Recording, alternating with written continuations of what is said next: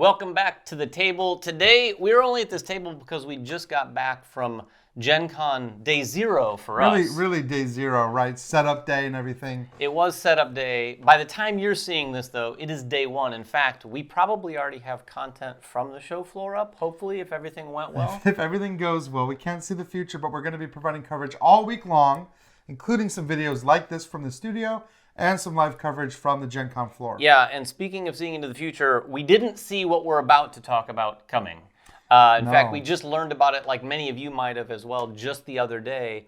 But luckily, we were able to get a hold of it. And as you can tell, I am holding the new zoo map packs, one of them anyway, in my hands for Ark Nova. Yeah, let me say, this was such a closely guarded secret. It was. I didn't know about it until the public knew about it. We didn't get any advanced information as well. Nope. And also to hear about it, 2 or 3 days ago, and then to hear them say, oh, it's going to be at GenCon for sale. Yeah. So it is actually available at the Capstone booth right now, unless they sold out on day 1, which I guess That's true. happen. We have no idea how many they had. They were nice enough to share with one with us so that we could kind of talk to you a little bit about it, show you what these maps are doing. But yeah, I just want to say it is really cool that GenCon is getting back to somewhat normal. Yeah, that's true. Like back in the day, there was always those surprise announcements that no one knew about. And there's a few that we're hearing trickle out as the days get closer. We'll probably have more to cover today as you're watching this video. Yeah, we'll be walking around the show floor, but we wanted to talk about these map packs. Now, what we can tell you is it comes with these 2 maps here, and they're double-sided, but they're effectively the same 2 maps on either side of these sheets. Right, so map you can use 9 both maps, yeah. and map number 10. Ryan's going to talk to you about map number 9, which what's that called? Map number 9 is the Geographical Zoo. Yeah. Now, if you've played Ark Nova on the advanced side, you know that there's a few things that make these maps different. For one, of course, the actual layout of your board is different, the map is different, and the ability is different. But also, a lot of the bonuses and things like that are different as well. Yeah. And so there's some kind of balance between the bonuses you get and the way you unlock conservation points versus the actual power of the map. But this map is very unique, I would say. Very much so. Very much so in that it's actually color-coded. And there are zones on your map color-coded to each of the 5 different continents. At the start of the game, you're going to place a cube from your supply on each one of these 5 zones. And you have to position your enclosures in such a way that they kind of touch or cover even 1 hex of these zones. Yeah, it doesn't have to fill the zone. It doesn't have to fill the whole zone. You don't have to fill the zone. But if you can put an animal into a zone that matches that continent, so an African animal in the African zone, you get to take that cube and gain an immediate bonus. And these aren't just points. You're getting bonuses like tickets, but you're also getting the ability to reset some of your cards. You're getting money. And if you get all the bonuses from all the continents, you get a conservation point. Yeah, the conservation point seems like the big one there, if you can get them all done. And I think you could get them all done.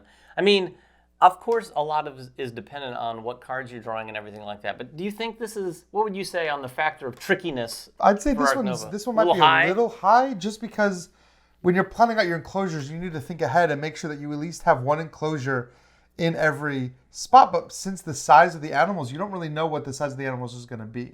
So if your only 3 enclosure is in Australia and the animal's not Australia, you might want to think twice about wasting your 3 enclosure. You might want to wait until you get an Australian animal for 3. So there's a lot of spots. If you do it smartly, you could probably have a few enclosures that touch each one, or maybe some that touch more than one, so you can kind of plan for some flexibility. But I think this one's going to be a little challenging, which is why some of these rewards are so good. Yeah, and this one to me, I have the rescue station. This one feels a little less tricky.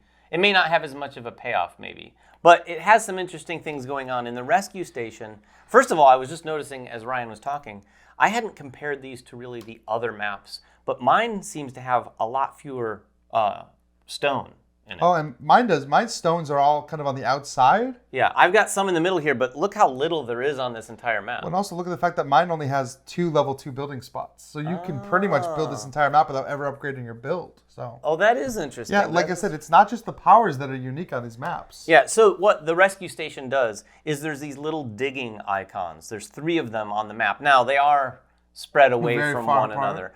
But when you do these, similar to the main game, you're going to be tucking cards under your play mat. However, when you cover up these particular spots, you're going to be tucking them in across the top of your board at these 3 arrows here. Now, what you do is you're effectively taking a card out of your hand, putting it under your board, but you're just putting sort of the bottom part of the card under the board. So you're not getting any of the effective power of that animal. You're not getting the tickets or the power or anything like that. However, you are getting all the tags, and you get to count that animal as in your zoo. So, if you've played Ark Nova, you know there's a lot of cards that are contingent upon other things you've done, and this could be a very easy way to get some animals played in your zoo that you could otherwise not get played in your zoo. Well, right. I mean, there's some of those animals, especially some of the really expensive animals, have several tags. Yeah. And to gain all of those tags, sure, you don't get all the tickets because usually those animals come with a ton of tickets, sure. But you're probably just going to discard that card early in the game anyway. So at least you can start working on some of those conservation projects. Yeah. Or if you have, some of those project cards that let you combo, like whenever somebody plays a monkey or whatever, you can place them up there and it still counts for that card. Yeah, you could effectively get one very early because they're right here on the edge of the board. You could. I mean, I would probably, if I had a good starting hand, probably always start my first piece on one of those just to get some early tags, because going up that conservation early and getting some of the conservation bonuses early, especially that card upgrade, can really give you a benefit in the game.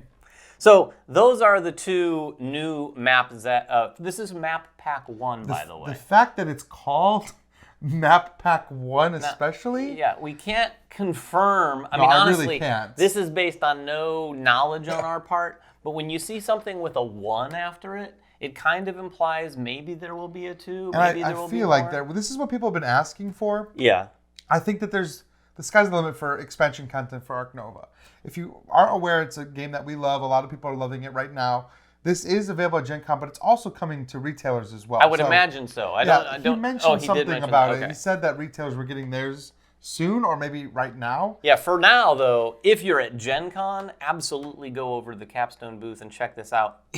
If they have. I would assume they printed a fair amount. I would imagine, because they know Ark Nova's been a hit. This is going to be a pretty big draw. We're definitely going to be back by the Capstone booth because they have some other games there that we want to check out. That's true. And if you don't know anything about Ark Nova, if you're wondering why everyone's been talking about Ark Nova, they're going to be running demos of it all at GenCon as well. So make sure to stop by their booth and check that out, as well as some of the other games. They have actually like Catherine and some other games that we're really interested in. And in fact, if you're not at GenCon and you want to learn more about those games, shameless plug.